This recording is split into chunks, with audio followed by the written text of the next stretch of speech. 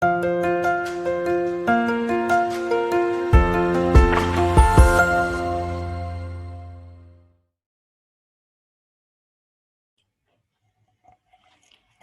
warahmatullahi wabarakatuh. Alhamdulillah jumpa lagi ya di sesi kedua atau pertemuan kedua untuk mata kuliah teknologi bangunan baru. Nah, setelah minggu yang lalu kita sudah berjumpa melalui platform Zoom. Nah, minggu kali ini mungkin memang kita pengerjaannya secara asinkron ya, tapi tetap saja tidak mengganggu aktivitas perkuliahan kita, di mana untuk forum diskusi nanti Ibu buka langsung ya, seperti yang kalian sudah jalani di pertemuan minggu kedua seperti ini. Nah, untuk materi kedua selanjutnya yaitu mengenai CPR industry. Setelah minggu lalu kita sudah membahas terkait dengan apa sih yang pertama, shipbuilding background ya, mulai dari Ibu memperkenalkan shipbuilding itu seperti apa, new building itu seperti apa, kemudian sudah ada masuk penjelasan terkait dengan departemen apa saja mungkin yang ada di CPR. Nah, kali ini kita lebih spesifik lagi terkait dengan shipyard industri baik layout, kemudian terkait dengan fasilitas ya dan equipment yang dimiliki oleh sebuah shipyard, kemudian organization sama manpower, juga ada yang terakhir terkait dengan shipyard prosesnya. Kita langsung saja terkait dengan layout. Nah, untuk layout, jadi praktek pembuatan kapal dan tata letak galangan kapal itu kan sudah berkembang ya selama periode waktu yang lama, karena kapal sedang dibangun dan juga teknologi produksinya telah berubah. Nah, walaupun teknologi produksi mungkin telah berubah, pada dasarnya CPR itu kan akan tetap seperti itu ya, kecuali ada pengembangan misalnya fasilitas sama equipment-nya misalnya. Namun pada dasarnya standarnya dari layout sebuah CPR itu akan sama seperti itu. Nah, dari sini kita lihat bahwasanya sebagian besar CPR itu pastinya ya rata-rata terletak di tepi pantai misalnya atau laut, atau mungkin ada juga tepi sungai yang untuk yang skala kecil misalnya. Tapi ini lebih seringnya kita dapatkan memang dia langsung di dekat laut ya, karena kenapa? Untuk memudahkan salah satunya proses launching seperti itu. Nah, selanjutnya jadi ada beberapa fasilitas yang memang harus dimiliki shipyard. Nah, itu akan mempengaruhi layout yang ada juga. Nah, misalnya graving dock yang digunakan misalnya untuk membangun kapal sejak abad ke-16 di Venesia dan untuk membangun kapal-kapal besar angkatan laut kerajaan abad 18. Nah, kemudian juga ada yang namanya nanti apa sih, peluncuran menggunakan side launching seperti itu. Nanti akan ada gambarnya, kemudian juga videonya bisa kalian cek langsung ya di e-learning, Ibu sudah berikan seperti itu. Nah, tata letak galangan harus sesuai dengan lingkungan alam di mana mereka berada. Tentunya galangan kapal harus dekat dan memiliki akses perairan ya, seperti yang tadi Ibu bilang ya, karena utamanya untuk memudahkan nanti pada saat proses launching-nya seperti itu. Nah, seperti yang sebelumnya juga di minggu awal sudah dijelaskan, jadi CPR industri pada dasarnya CPR itu bertujuan untuk yang pertama untuk membangun ya, baik itu membangun kapal baru atau mungkin membangun offshore structure ya, kemudian juga ada untuk proses maintaining atau pemeliharaan ya, pemeliharaan kapal. Kemudian lanjut juga nanti CPR bisa juga digunakan untuk proses reparasi misalnya ya. Kemudian selanjutnya di sini kita bisa melihat jenis CPR yang ada. Yang pertama building dock shipyard, di mana building dock shipyard itu tempat yang digunakan hanya dalam ruang lingkup hanya membangun kapal saja, untuk membangun kapal baru saja. Mungkin karena memang fasilitasnya hanya bisa untuk membangun kapal baru atau membangun structure baru ya, atau new building. Nah, yang selanjutnya itu ada repair dock shipyard. Jadi repair dock shipyard itu di mana fasilitasnya juga memang untuk perbaikan kapal sama pemeliharaan kapal atau maintenance. Dan yang terakhir building and repair shipyard, ini yang banyak dimiliki ya oleh rata-rata galangan yang ada, contohnya misalnya yang ada di Batam, karena ketika kita sudah memiliki fasilitas untuk new building, untuk fasilitas untuk repair juga Ibu pikir itu akan menjadi lebih mudah. Makanya beberapa galangan juga sudah menyediakan fasilitas baik new building maupun ship repair seperti itu. Oke, selanjutnya itu ada terkait dengan ada 5 development level of generation. Jadi ini 5 level of generation each building ya, yang berbeda secara filosofi produksi, teknologi dan layout galangan. Yang pertama itu dibangun di open incline building board. Jadi building board itu apa? Building board itu landasan untuk peluncuran. Jadi biasanya proses joinan blok itu kita lakukan di building board istilahnya. Building board ini sekali lagi itu adalah landasan peluncuran ya. Jadi kalau kita mau join blok, kita biasanya sudah letakkan dia di building board. Jadi nanti pada saat proses launchingnya itu lebih mudah.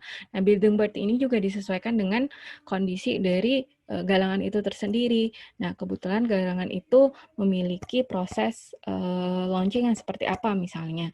Nah, nanti fasilitasnya itu building board-nya juga dikondisikan dengan fasilitas launching yang dimiliki oleh sebuah galangan seperti itu ya. Nah, pada first generation ini outfitting dan steel vessel itu masih dipisahkan. Untuk second generation ya, di generasi berikutnya itu metode konstruksi itu sudah diubah menjadi filosofi unit atau blok bangunan. Jadi ini udah mulai melangkah meninggalkan proses konvensional ya, di mana konstruksi sudah menjadi berupa unit atau blok bangunan. Nah, jumlah tempat building board dikurangi menjadi 2 atau 3 dan banyak pekerjaan assembly dilakukan di gedung-gedung besar. Nah, kemudian sejumlah outfitting sudah dipasang sebelum peluncuran ya. Jadi memang sudah ada yang namanya outfitting in unit sama outfitting on block. Jadi sebelum kapal itu launching, beberapa proses outfitting itu sudah dilakukan di unit ataupun di block seperti itu. Nah, generasi selanjutnya atau generation itu adalah proses assembly strip block menjadi mekanis dan jalur proses diperkenalkan untuk perakitan baja cepat dari bagian tengah kapal, di mana balok menjadi lebih besar, waktu konstruksi berkurang, dan jumlah lokasi bangunan berkurang. Tingkat pelengkapan sebelum peluncuran juga meningkat dan ada beberapa pre-outfitting block. Jadi kalau untuk third generation ini sudah ada proses assembly steel block. Jadi prosesnya itu sudah mekanis ya. Kemudian sudah ada juga perakitan baja di bagian midship kapal. Kemudian baloknya lebih besar dibanding second generation tadi. Kemudian waktu konstruksinya berkurang karena jumlah lokasi bangunannya juga berkurang. Jadi memang dia sudah menitik beratkan di satu tempat. Kemudian tingkat pelengkapan sebelum peluncuran meningkat ya. Jadi perlengkapan juga sebelum peluncurannya juga meningkat dan ada beberapa pre-outfitting block. Sudah ada proses outfitting juga di blok sama seperti second generation tadi, cuma di sini sudah ditambahkan dengan proses mekanis assembly steel block seperti itu ya. Selanjutnya kita ada fourth generation. Nah, pada dasarnya pada fourth generation ini steel dan outfitting itu tetap berpisah ya. Perakitan baju otomatis juga ditingkatkan dan beberapa jalur proses digabungkan di bawah satu atap jadi satu workshop misalnya ya.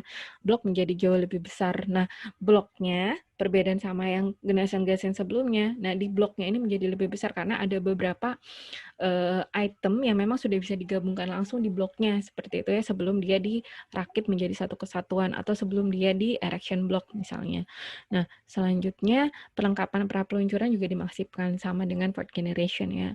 Dan generasi terakhir, meskipun masih dalam tahap awal, generasi kelima adalah filosofi yang berorientasi pada produk. Generasi sebelum berfokus pada peningkatan efisiensi dan pengurangan waktu, cenderung berfokus pada rangkaian produk ya, yang sangat sempit dan mengembangkan fasilitas khusus untuk rangkaian tersebut.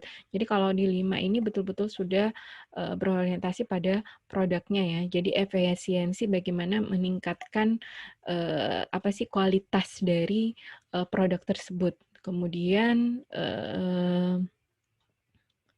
fasilitasnya juga sudah lebih dikembangkan lagi dengan yang sebelumnya. Intinya ini sudah skala besar ya kalau yang fifth generation.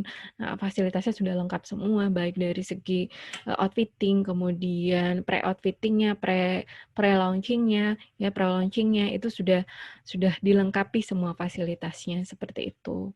Oke, selanjutnya kita lihat di sini untuk beberapa layout yang ada ya. Layout yang first generation yang pertama, sekali lagi yang first generation berarti dibangun di open incline building board ya, di mana outfitting dan seal facility-nya masih dipisahkan. Oke, berarti di sini kita melihat di sini outfitting basin-nya ya, letaknya sangat jauh, letaknya terpisah dari launching ways-nya. Jadi building launching ways ini berarti kan building board. Building board itu sekali lagi tadi apa? Itu adalah tempat diluncurkannya kapal ya, building board-nya. Jadi itu tempatnya kita ngejoin semua blok-blok yang ada, kemudian di situ nanti proses peluncuran dilakukan, gitu ya. Nah, di sini kita melihat apa sih? Kita melihat layout dari first generation. Sangat-sangat sederhana ya. Di sini cuma ada tulisan outfitting basin ya, dipisahkan atau outfit shop-nya dipisahkan dari launching ways-nya. Seperti itu. Prosesnya juga itu outfitting sama steel facility maksudnya ya, dipisahkan. Oke, kemudian yang selanjutnya sudah ada perkembangan ya, kita lihat di sini untuk second generation ya, second generation di mana metode konstruksi diubah menjadi filosofi unit atau blok. Jadi sudah ada proses unit dan blok seperti itu ya. Nah, di sini kita bisa melihat di sebelah kanan ada mold loft, kemudian ada steel fabrication shop, kemudian ada sheet metal shop, kemudian ada pipe shop sama mesin shop. Nah, di launching ways-nya ada di tengah-tengah. Selanjutnya di sebelah kiri ada engineering office, administration sama warehouse. Nah, ini untuk yang second generation. Nah, generation selanjutnya ini kita sudah melihat lagi udah mulai banyak ya, banyak peningkatan di mana tadi sudah ada proses blok-bloknya menjadi lebih berkembang. Kita lihat di sini sudah ada building dock ya, dipisahkan. Mohon maaf karena ini mungkin nomornya nggak terlalu jelas ya, karena sumbernya di sini dari Alta University, Bu ambil. Nah, kita bisa melihat mulai dari bawah sini ada nomor 1, itu adalah building dock. Mohon maaf. Building dock. Nah, building dock ini sama kalau kita bilang misalnya dia di building board-nya ya. Jadi memang di sini dock untuk menyatukan di sini kita di sini ada building dock. Oh iya, nomor 1 sama 2 khusus untuk building dock, mohon maaf. Kemudian nomor 3 dan selanjutnya itu ada mulai dari gantry crane, jeep crane. Jadi di sini memang sudah kita lihat lebih detail di mana diletakkan misalnya equipment-nya, di mana fasilitasnya, contoh fasilitas untuk shop-nya misalnya itu di mana, block painting shop ya. Kemudian nanti kita melihat nomor 6 ya. Di sini nomor 6 kita lihat ada assembly area seperti itu. Jadi memang kalau kita bandingkan dari 1 ke 2 ke 3, nah selanjutnya itu akan semakin meningkat, semakin luas. Jadi istilahnya layout dari first generation sampai fifth level ini membedakan memang dari perkembangan bagaimana layout dari CPR itu bisa expand ya dari generasi ke generasinya. Nah, sekali lagi itu expand-nya kita pastinya melihat dari segi fasilitas sama equipment-nya ya. Nah, seperti yang kita lihat dari generasi sebelumnya. Kemudian the fourth generation ya, di sini kita melihat ya ada nomor 1 building dock, di sini ada building dock ya, kemudian di sini sudah ada, mohon maaf gambarnya masih kecil sekali ya keterangannya. Nah, di sini sudah ada building board-nya ada di nomor 3, nomor 2 itu assembly yard-nya ya, dekat dari building board. Kemudian dari di sini nanti sudah ada tulisan juga sub assembly. Jadi workshop-nya sudah terpisah baik untuk di assembly maupun di sub assembly. Nah, mungkin ada pertanyaan, Bu, itu assembly apa, sub assembly apa? Nah, itu nanti kita akan bahas selanjutnya di pembahasan lebih detail lagi terkait dengan proses pembangunan kapal ya di selanjutnya. Sekarang kita melihat layout-nya dulu aja terlebih dahulu.